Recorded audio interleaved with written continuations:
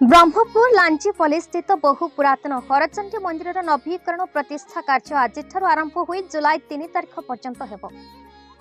उक्त अंचल कर्पोरेटर श्रीमती स्वर्णलता सावत तत्वावधान में पारंपरिक रीतिनीति अनुसार आध्यात्मिक वातावरण में घंट विभिन्न वाद्य लोकनृत्य वेशधारी नृत्य सहित 200 ऊर्ध्व महिला मुंडे कलश धारण कर मंदिर बाहरी लांचीपल्ली मुख्य रास्ता पश्चिम आड़ुआ साही ब्राह्मण साही राजा साही मार्कंडेश्वर पोखरी जल आनी पूर्व आड़ो साही दंडसी साही बापूजी नगर चंडी मंदिर साही बुली मंदिर में पहुंची। दीर्घ दिन पर एभली भव्य परिवेश जो अंचलवासी भाव विहलित हो पड़ते।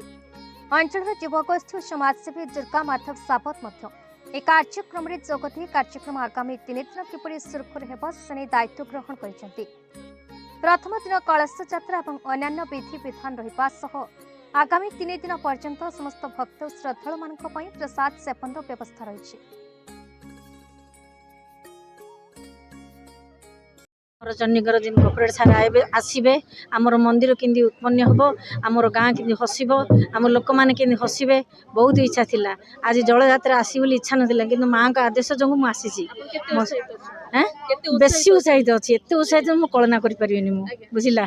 माँ को बेसी खुशी मोर माँ मंदिर जो होगा माँ एत बड़ मंदिर जो कॉर्पोरेटर साहेब कले मत बहुत बड़ खुशी कि सम्मान दिंतु सांकर ये करूँ से मोर बहुत मो ना संयुक्ता खाड़ंगा हम लांचीपल्ली थर्ड लाइन।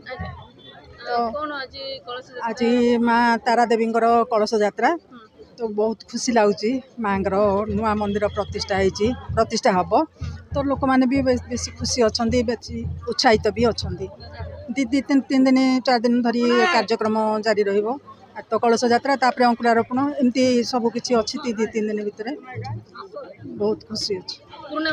मो ना अभिमन्यु बेहरा लांचीपल्ली चंडी मंदिर पूजक। आज माने बहुत वर्षर पुराना मंदिर को ताकू ये करी नुआ मंदिरटा तैयार कले। आज तांकर जल यात्रा होची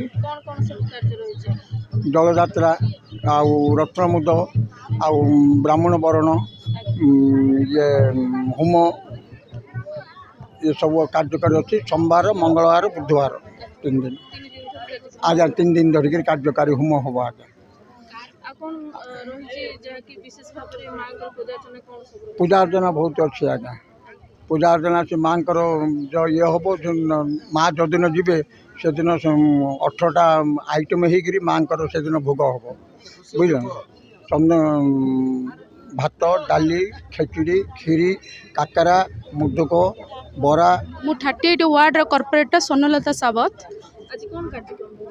आज आमर जो लांचीपल्ली जो चंडी मंदिर थिला बहुत पुरातन चंडी मंदिर थे सरकार तरफ 4 लाख टंका आमको साहाय्य मिलता आ बाकी आम लांचीपल्लीवासी सहयोग कर मंदिर को नूतन भाव में उन्नतीकरण कर कि सबू लांचीपल्लीवासी आज खुशी अच्छा आ बहुत भाव में सामिल होती। आज प्रथम कलश यात्रा ये कलश यात्रा बहु मात्रा स्त्री माने आ पुरुष माने सबू भाई माने मोर लांचीपल्लीवासी मोर सहयोग कर मंदिर माँ बहुत आशीर्वाद होती मंदिर बहुत नूतनीकरण भाव में उन्नतीकरण है माँ आशीर्वाद जो ये मंदिर भी उन्नतीकरण 3 दिन 3 तारिख पर्यंत चलो। आज स्टार्ट है 3 तारिख पर्यंत चलो। 200 जन 200 रु अधिक। Brahmapur Dayanand Sahu report BE news Odisha.